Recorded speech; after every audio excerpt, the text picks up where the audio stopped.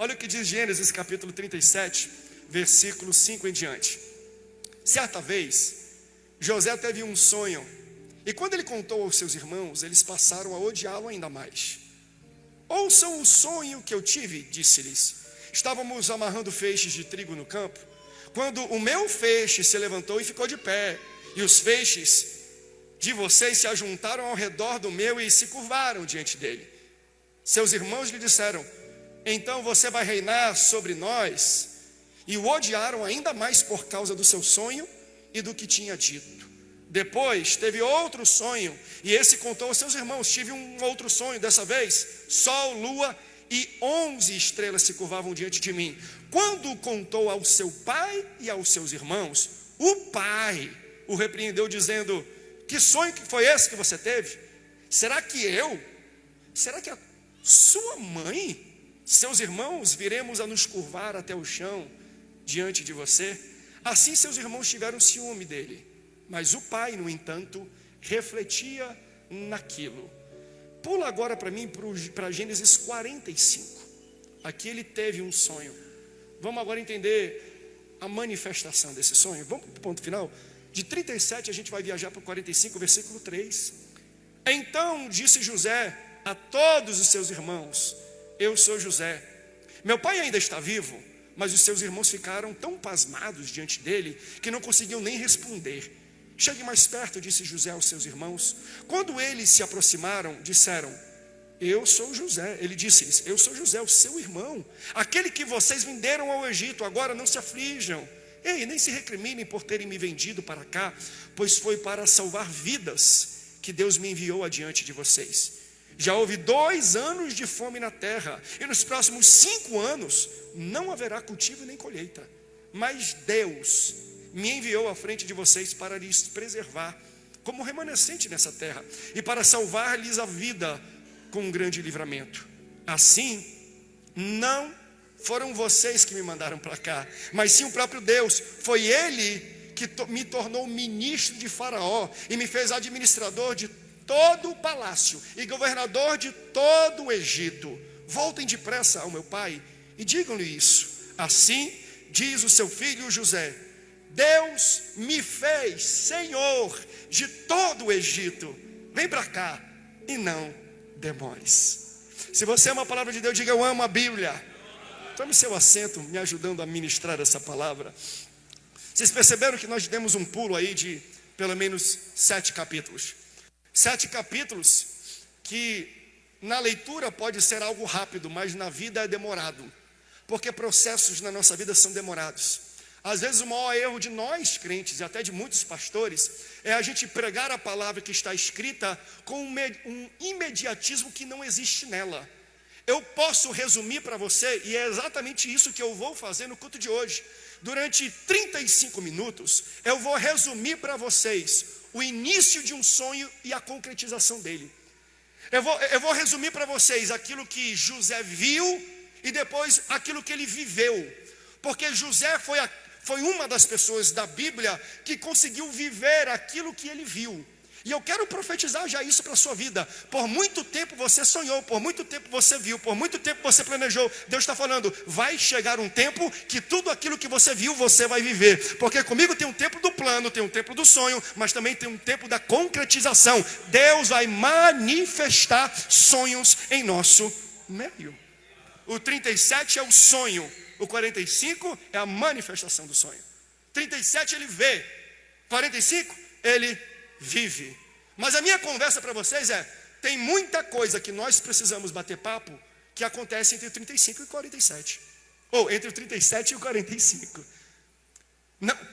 Não é rápido, não é um culto, não é uma semana. Aqui são 7 capítulos, mas não são 7 dias de vida e nem 7 anos de vida, é muito mais tempo.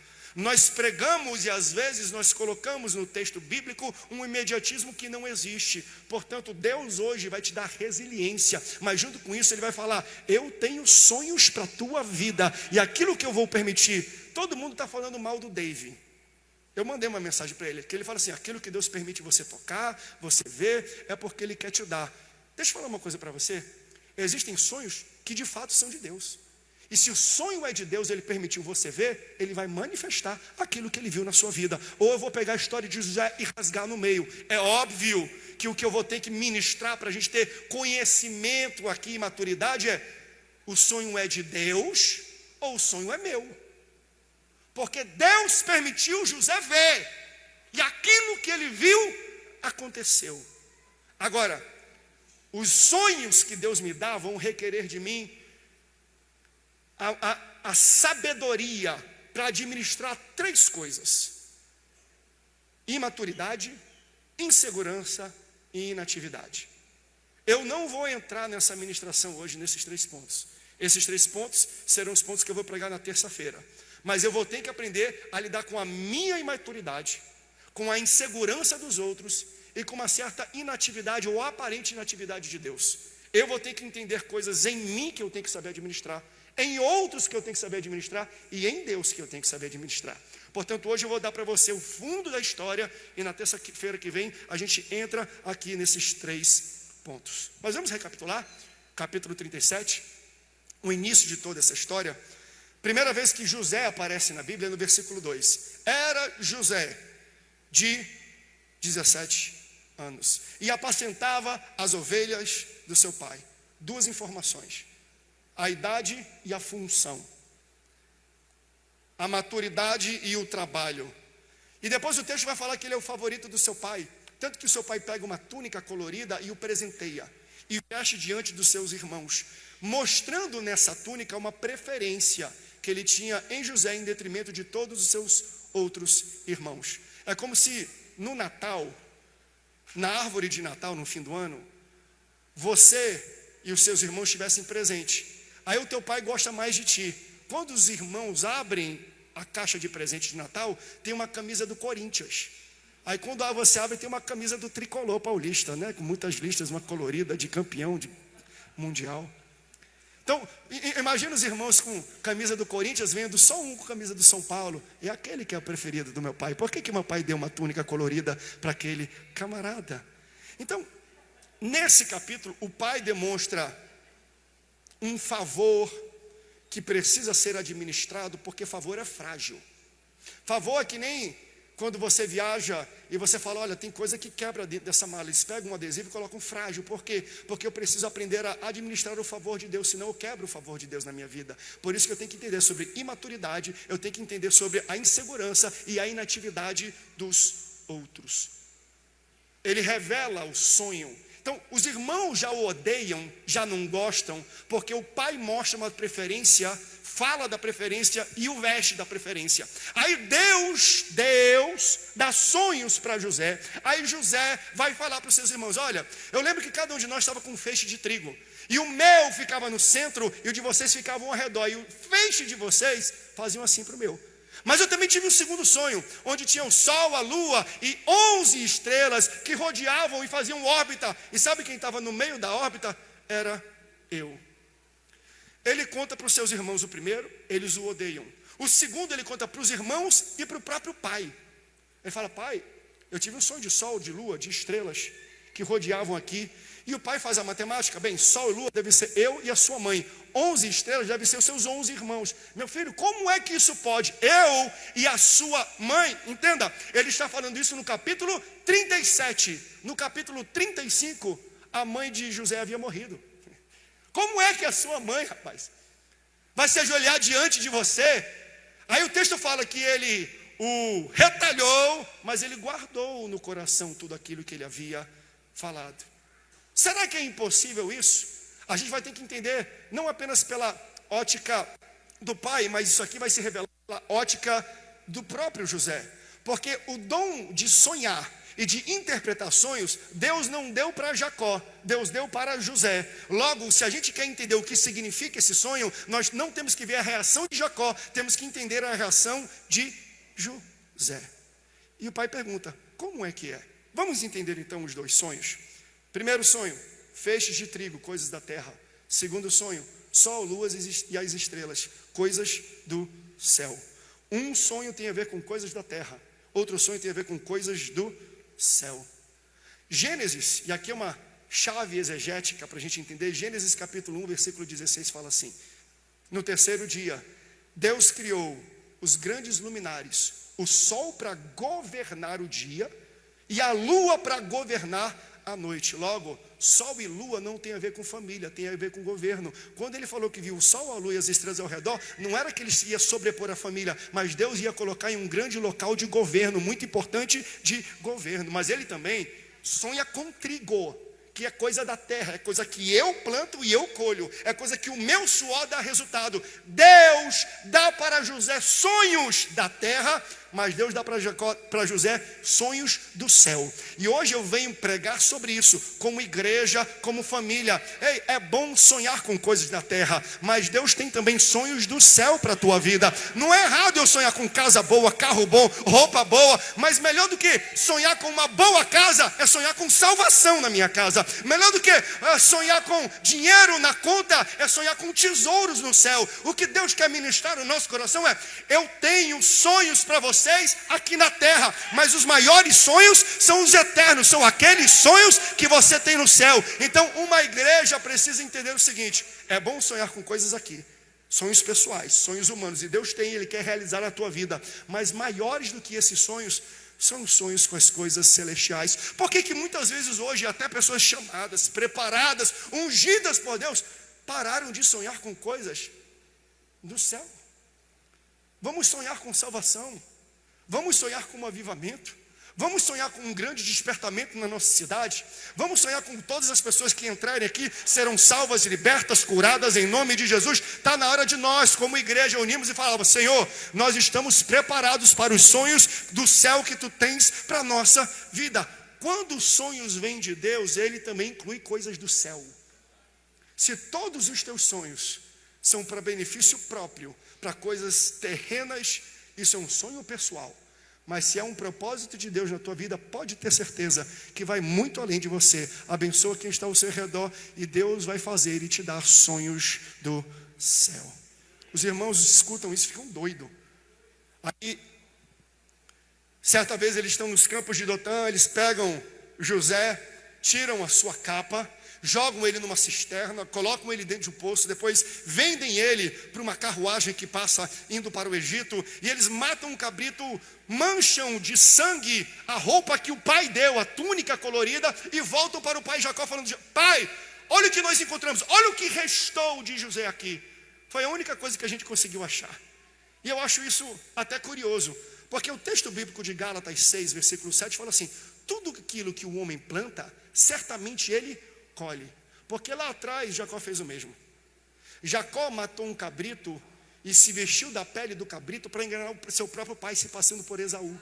Agora os irmãos fazem a mesma coisa com ele, porque tudo aquilo que você planta aqui nessa terra, você colhe aqui. Matam um cabrito, pegam o sangue, sujam e levam para o pai, falando: olha pai, foi isso que nós encontramos. E o pai fala: meu Deus, uma besta fera matou meu filho, vou enterrá-lo com lágrimas. Ao mesmo tempo que ele fazia isso, o texto nos mostra um paralelo de uma carruagem de midianitas que passa pelo local onde estava José e o leva como escravo. E ele é comprado e começa a servir na casa de Potifar, que é o chefe da guarda de Faraó. Olha que detalhe interessante sobre pessoas que têm sonhos do céu e não se deixam levar por coisas da terra. Quando José chega na casa de Potifar, o texto vai falar: e Deus abençoava José na casa, na cidade e no campo. Onde ele pisava, prosperava. Que nem a Assembleia de Deus Missão aqui em São José dos Campos. Onde você pisa, vai crescer. Onde você pisa, vai prosperar. A tua família tem a bênção de Deus, tem o favor de Deus. Onde você for, independente do local, independente do bairro. Pastor, me colocaram no pior horário, do pior momento da loja do shopping, onde não tem quase ninguém. No pior turno vai ser onde mais vai vender, onde mais vai bater meta. Porque é o favor de Deus que está na tua vida. Onde ele vai, prospera. Menino bonito, o texto fala, tinha boa aparência. A mulher de Potifar começou a botar olho no rapaz e falar: gostei desse menino. O texto vai falar para a gente que ela investe no rapaz, não de tempo em tempo não, todo dia. Todo dia aquela mulher bota para cima desse rapaz.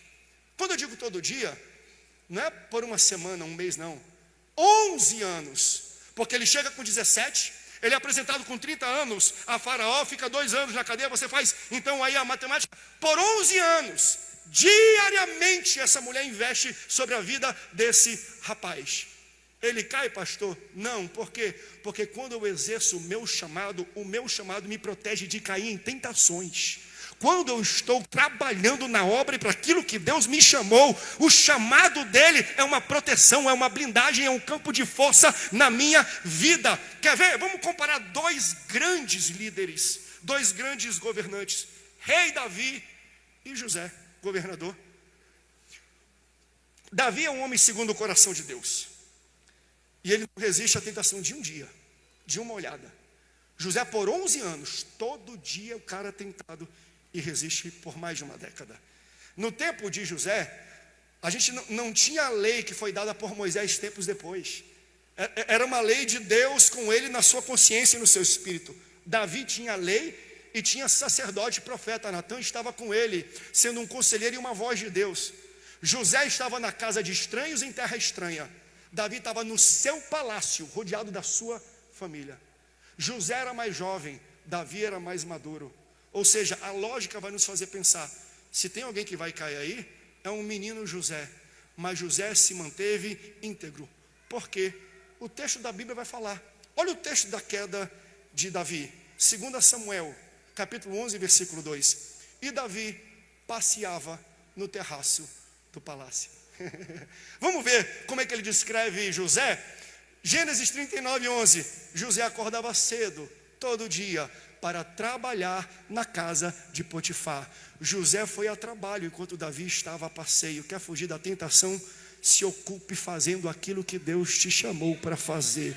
Quer fugir de tentação? Comece a trabalhar no chamado, na obra, no serviço que Deus tem para a sua vida. Se ocupe com o serviço de Deus, da casa dele. O seu chamado, ele vai além de guiar o seu caminho, ele te protege das coisas que acontecem no meio do caminho. Enquanto você está investindo tempo, energia no seu chamado, Deus te protege de cair no meio da caminhada.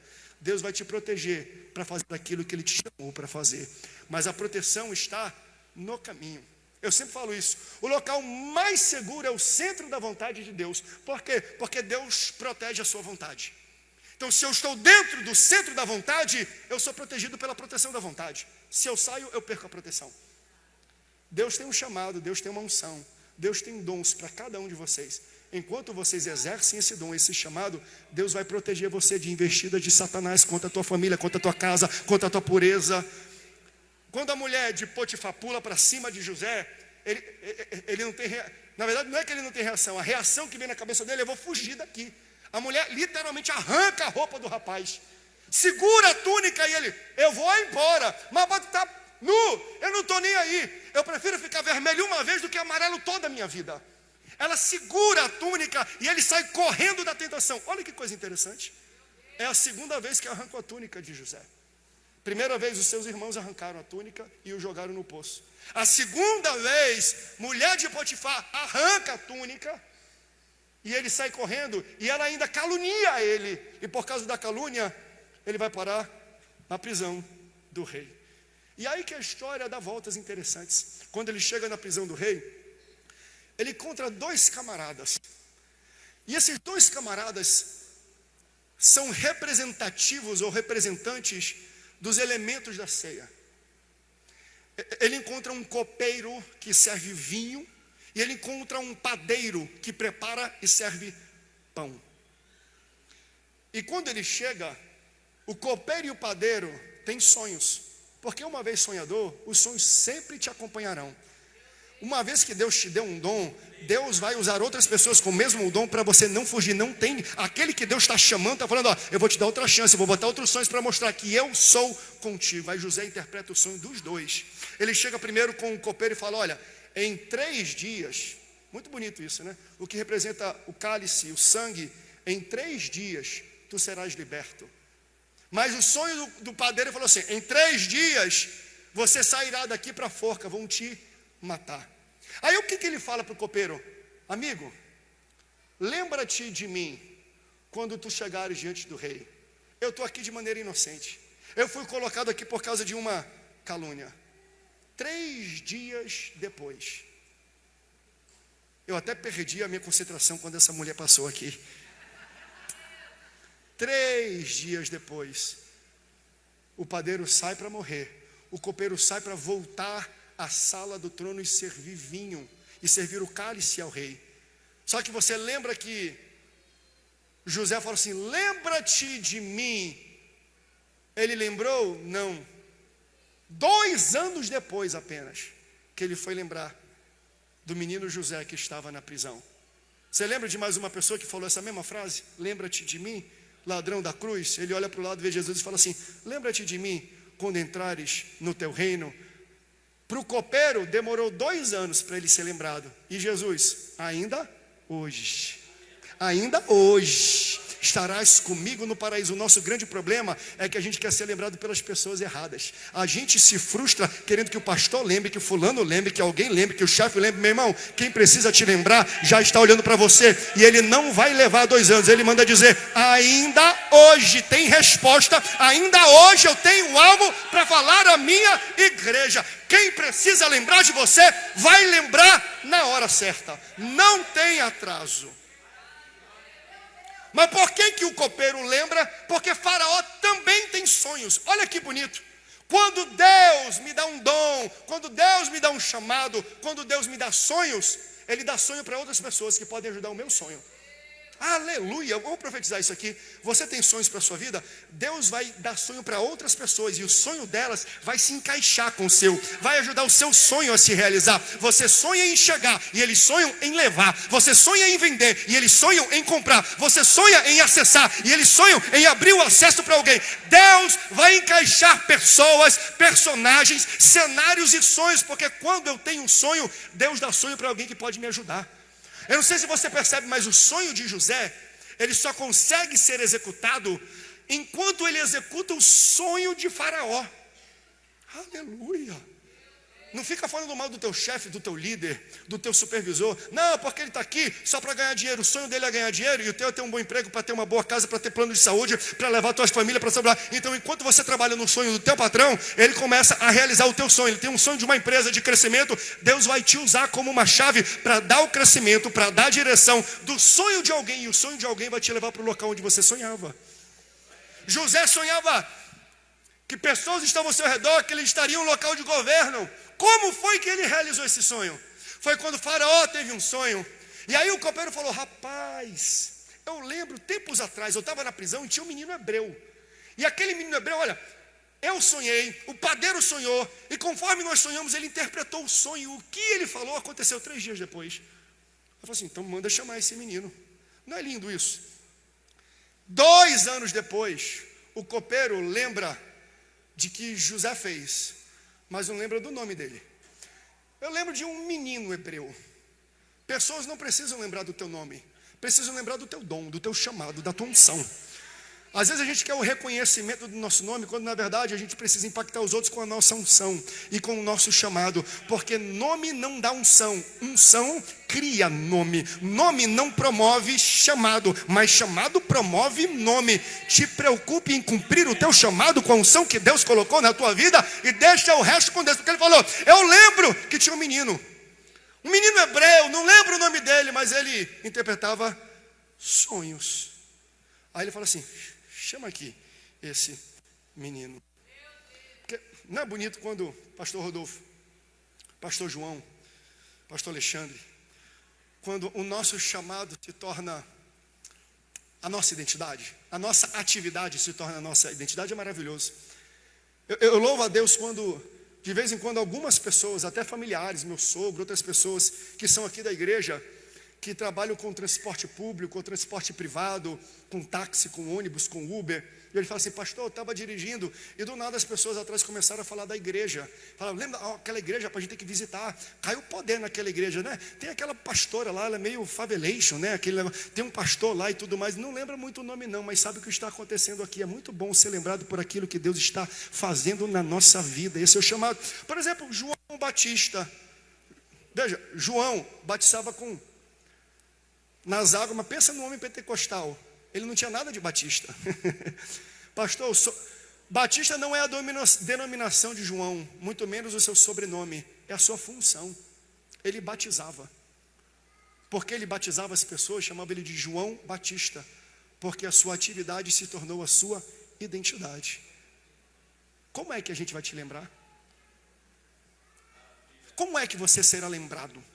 Como é que o céu, quando olha para você, qual é o nome que ele chama depois? Será que ele vai falar assim, Nayane reclamona, Nayane murmuradora, ou Nayane faveleche, canelinha de fogo, reteté de Jeová? Qual é o nome? Porque a nossa atividade se torna eventualmente a nossa identidade.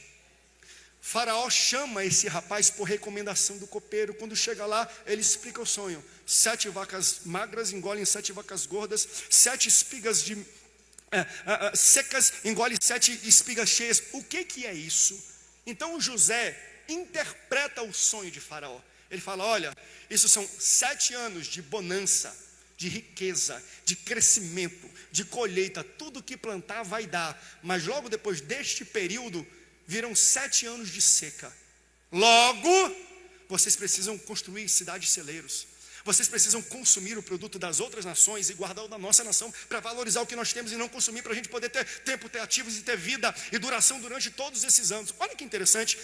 José foi chamado diante de Faraó para interpretar sonhos, mas além de interpretar sonhos, ele já dá um business plan. Ele traz uma solução. Então ele faz mais do que ele foi chamado para fazer. E quem faz mais do que foi chamado para fazer, recebe mais do que foi chamado para receber. Porque assim, gente, a nossa vida, isso aqui é para praticar na nossa vida.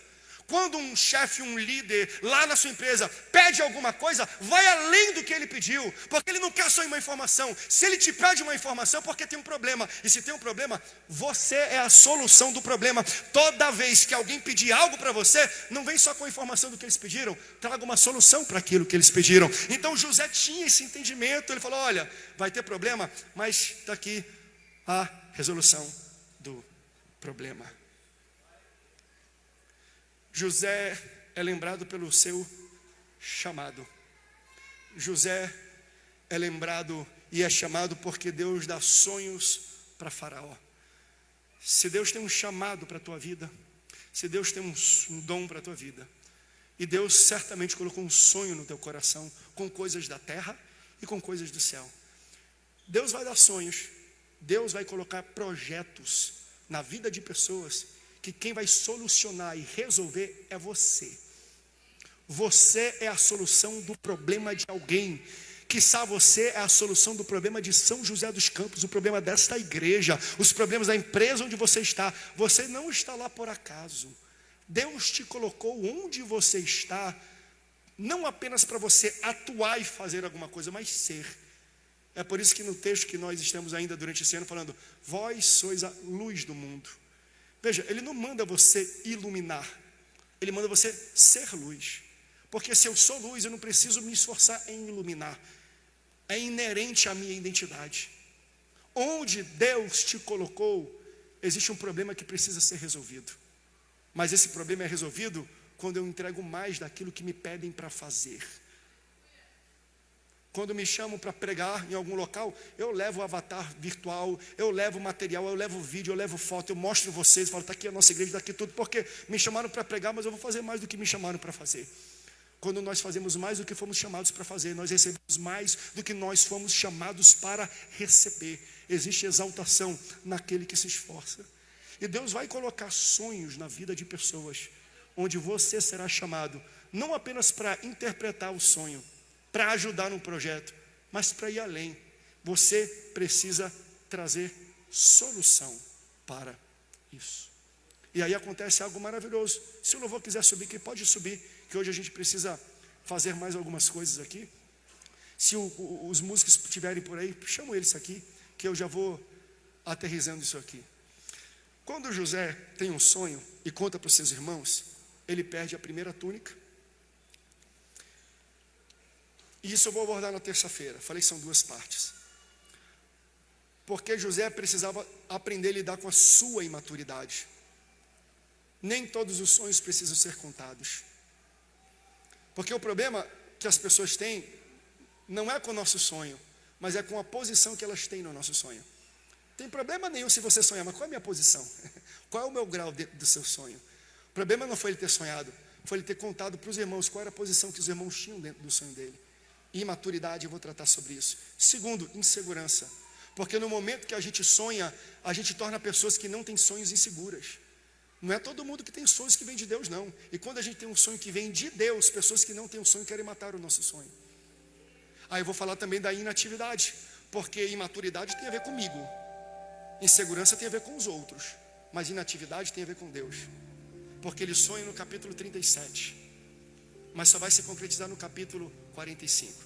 E a gente precisa analisar o que acontece no 38, no 39, no 40, no 41, no 42, no 43, no 44, até chegar no 45. Deus tem sonhos para você, e Deus quer manifestar esses sonhos, mas esses sonhos se manifestam baseado na forma como você administra a segurança dos outros, como você administra a imaturidade sua, e como você administra a inatividade de Deus. Por que Deus está me permitindo fazer isso e passar por isso? Para pensar. José é vendido para os irmãos, jogado no poço. Aí quando tiram ele do poço, ele, que bom, meus irmãos pensaram, colocaram a mão na consciência e me tiraram daqui. Não, só tiraram ele para ser vendido como escravo. Ele sai de um poço para ir para uma prisão. Como é que pode, Senhor? Eu penso que agora que eu vou ter alívio, eu entro numa outra cadeia, agora vai romper, vai acontecer, eu entro numa outra prisão. Como é que a gente vai aprender a lidar com essa inatividade? Eu vou querer falar sobre esses 3 pontos para você amadurecer, mas você precisava entender tudo o que acontece no processo. Deixa eu falar para você, não é rápido, não acontece do dia para a noite, mas ao mesmo tempo, eu não sei, nós temos aqui uma igreja lotada nessa tarde hoje, glória a Deus por isso. Quem sabe você já está no capítulo 44, tem gente que está no capítulo 47, está começando tudo, mas já tem gente, pastor Rodolfo, está no capítulo 41, Estevam, já tem gente que está no capítulo 43, Rafael, tem gente que já está chegando lá. Espera, segura firme, Deus tem um projeto para você. Deus vai colocar pessoas do teu lado para te ajudar a realizar o teu sonho. E sabe o que é mais bonito? É que a realização do teu sonho realiza o meu sonho também. É uma das coisas que eu me animo tanto quando eu vejo pessoas chegando na igreja, pastores chegando, pregadores, porque estamos precisando, por quê? Porque o sonho que eu tenho para esse ministério que Deus me deu passa pela realização do sonho de vocês também. Então, enquanto nós trabalhamos um no sonho do outro, Deus começa a ser exaltado, e aí traz para a maturidade que eu vou trabalhar. Ele trabalhou uma imaturidade de irmãos que o jogaram e o venderam, e no capítulo 45 que nós lemos, ele fala assim, não se preocupem não foram vocês que fizeram isso, foi tudo permissão de Deus, porque se isso não tivesse acontecido, eu não estaria aqui para livrá-los. Então olha que interessante, a insegurança de terceiros querem matar sonhos que vão beneficiar eles mesmos. Por isso que a insegurança é um troço terrível. São pessoas que querem matar os nossos sonhos sem saber que é a concretização do nosso sonho que vai dar vida para eles no futuro, mas eles não sabem, nem a gente. Então Deus tem que trabalhar isso para finalizar. Lembra que eu falei para você que a prisão tinha um copeiro e tinha um padeiro, e isso remonta ao que nós estamos servindo hoje aqui na mesa de Santa Ceia. Na última ceia, o Senhor Jesus serviu um cálice que representa o seu sangue e o pão que representa o seu corpo. José na cadeia estava com o copeiro que representa o vinho, que é o sangue, e com o padeiro que representa o pão, que é o corpo. O copeiro então representa o sangue, o padeiro representa o pão. E José diz ao copeiro, lembra-te de mim. Ele disse para o sangue, lembra-te de mim. E Jesus na ceia falou, façam isso em memória de mim. O padeiro saiu para ser morto, o copeiro saiu para ser liberto. Quem representava o pão morreu, quem representava o sangue viveu, porque o corpo precisou morrer para que o sangue pudesse te libertar. Em quanto tempo? Em 3 dias. A Bíblia vai contando, vai ilustrando, vai colocando Jesus em todas as situações. Então a história que nós lemos e entendemos um pouco hoje, o processo de hoje, remonta o que José viveu, mas o que nós estamos fazendo foi o corpo de Jesus, que foi pendurado na cruz do Calvário, para que o sangue dele, o pacto da nova aliança, pudesse nos lavar, pudesse nos redimir e nos dar acesso ao Pai. Portanto, nesse momento, se você está com o seu cálice que foi servido logo na entrada, eu vou pedir que você se coloque de pé.